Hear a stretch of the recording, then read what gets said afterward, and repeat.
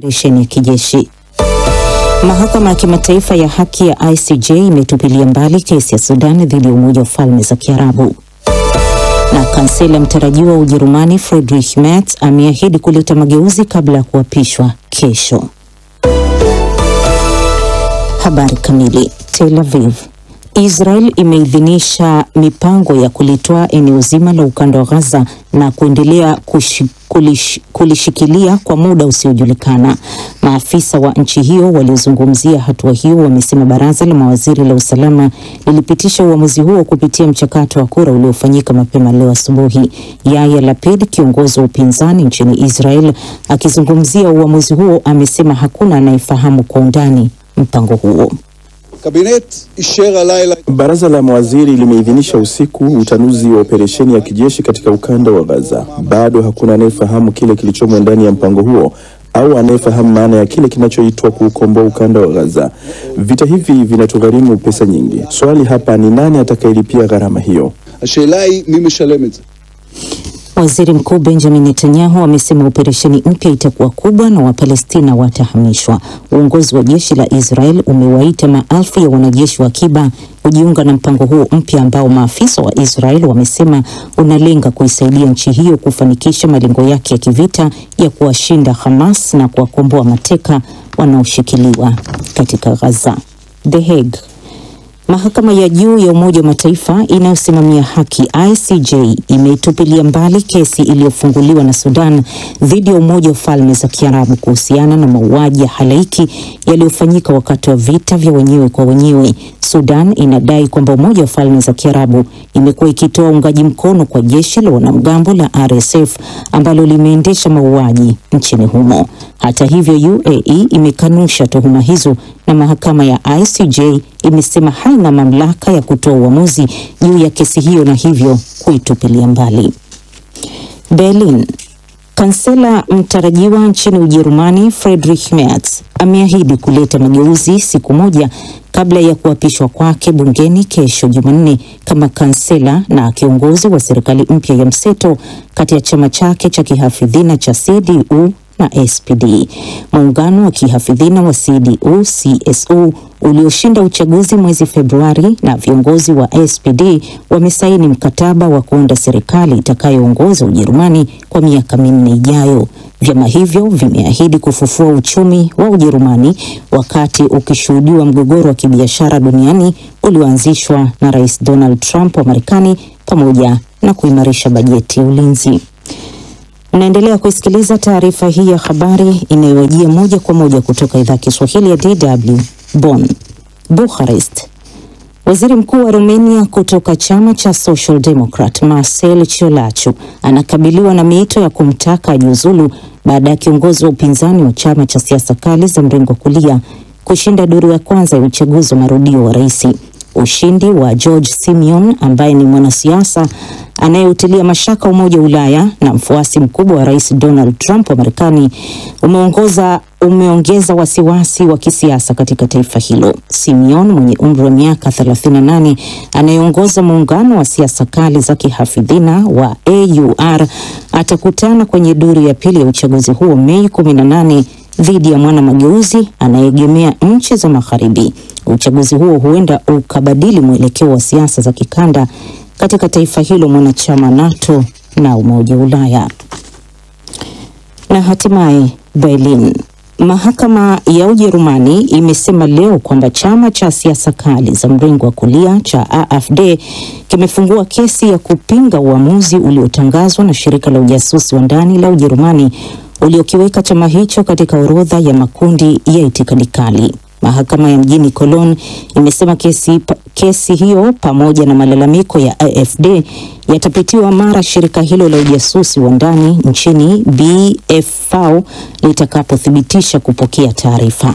Hatua ya kuorodheshwa kwenye makundi ya itikadi kali chama hicho kikuu cha upinzani bungeni nchini Ujerumani ilitangazwa siku ya Ijumaa iliyopita na inatoa nafasi kwa shirika hilo kuimarisha juhudi za kukifuatilia. Bunge la Ujerumani pia huenda sasa likajaribu kuzuia ufadhili kwa chama hicho cha kisiasa.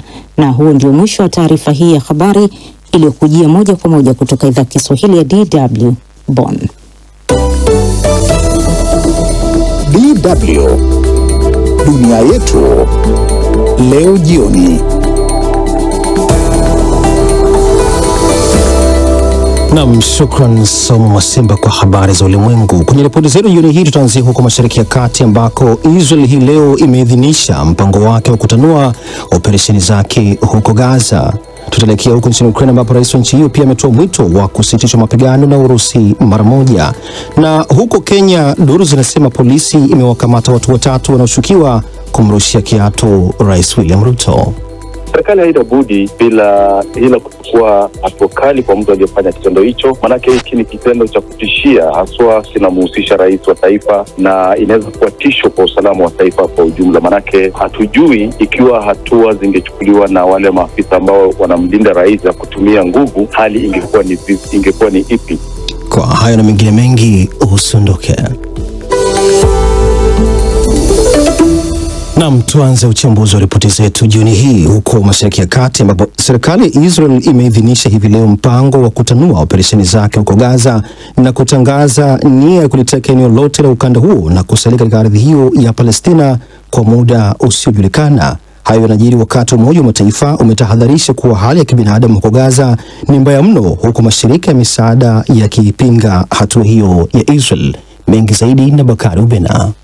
Baraza la mawaziri la Israel limeidhinisha mapema leo asubuhi mpango huo, ikiwa ni saa chache baada ya mkuu wa majeshi Jenerali Eyal Zamir kutangaza kuwa serikali imeamuru kuitwa kazini maelfu ya askari wa akiba kwa dhima ya kuimarisha na kutanua operesheni ya kijeshi ya Israel huko Gaza. Maafisa kadhaa waandamizi wanasema mpango huo unalenga kuisaidia Israel kufikia malengo yake ya vita, ambayo ni kuwashinda na kuwatokomeza kabisa wanamgambo wa Hamas na kuwakomboa mateka waliosalia. Itakumbukwa kuwa Israel ilijiondoa Gaza mwaka 2005 baada ya kulikalia eneo hilo kwa miongo kadhaa, lakini kulingana na mpango huo mpya, maelfu ya Wapalestina wametakiwa kuhamia eneo la kusini mwa Gaza, hatua inayochukuliwa kama kuwalazimisha tena kuyahama makazi yao na hivyo kupelekea hali ya kibinadamu kuwa mbaya zaidi. Mkuu wa baraza la wakimbizi la Norway NRC Jan Egeland ameupinga mpango huo wa Israel ambao utaitaka nchi hiyo kusimamia usambazaji wa misaada ya kibinadamu huko Gaza na kuutaja kuwa kinyume na kanuni za kibinadamu. Tulichosikia kutoka kwa Israel ni kwamba watatumia misaada kama ngao ya kisiasa, kijeshi na udanganyifu kwa kuruhusu tu misaada kwa vituo vichache vilivyopo kusini. Mpango ambao watu watachunguzwa na mfumo usioweza kufanya kazi utawalazimisha watu kuhama ili kupata misaada, jambo ambalo litaendeleza njaa kwa raia. Vyanzo vilivyo karibu na Wizara ya Ulinzi na ambavyo havikutaka kutajwa jina vimeeleza kuwa mpango huo utaanza kutekelezwa baada ya kumalizika kwa ziara ya Rais wa Marekani Donald Trump kwenye kanda ya Mashariki ya Kati, ziara inayotarajiwa kuanza wiki ijayo, na kuongeza kuwa hilo linatoa uwezekano kwamba huenda Israel ikakubali wakati huo mpango wa kusitisha mapigano. Hata hivyo, baadhi ya wachambuzi wanatilia mashaka mpango huo, wakisema uwezekano wa Israel kulidhibiti na kulikalia tena kwa mabavu eneo la Gaza kwa muda usiojulikana si tu utafifiza matumaini ya kutambuliwa kwa taifa huru la Palestina, lakini itakuwa changamoto kubwa kwa viongozi wa Israel kulitawala eneo ambalo watu wake wana uhasama na chuki kwao. Mataifa mbalimbali duniani ikiwa ni pamoja na Umoja wa Ulaya yamekosoa hatua hiyo ya Israel kutaka kulitoa eneo la Gaza. Msemaji wa serikali ya Ujerumani amesema tangazo la Israel linazusha wasiwasi na kusisitiza kuwa ukanda wa Gaza ni wa Wapalestina. Amezitaka pande zote kuelekeza nguvu kwenye mazungumzo ya usitishwaji mapigano na kuachiliwa kwa mateka, akikumbushia uamuzi wa mwaka 2023 wa nchi za G7 ikiwa ni pamoja na Marekani, Ujerumani na Ufaransa, ambao uliweka wazi kwamba wanapinga kwa nguvu zote kitendo cha ukaliaji, ukoloni na kumeguliwa kwa eneo la Gaza. Shukran Bakari Ubena kwa ripoti inayoelekea katika mzozo mwingine wa nchini Ukraine ambapo rais wa nchi hiyo amesisitiza wito wake wa kusitisha mapigano na Urusi mara moja. Kwa upande wao, washirika wa Ukraine na mataifa ya magharibi wanafanya mazungumzo ya kuipa Ukraine mifumo zaidi ya ulinzi wa anga aina ya Patriot. Wakati huo, Urusi imesema imedungua droni 26 za Ukraine katika usiku mmoja. Thelma Modzaya na taarifa zaidi.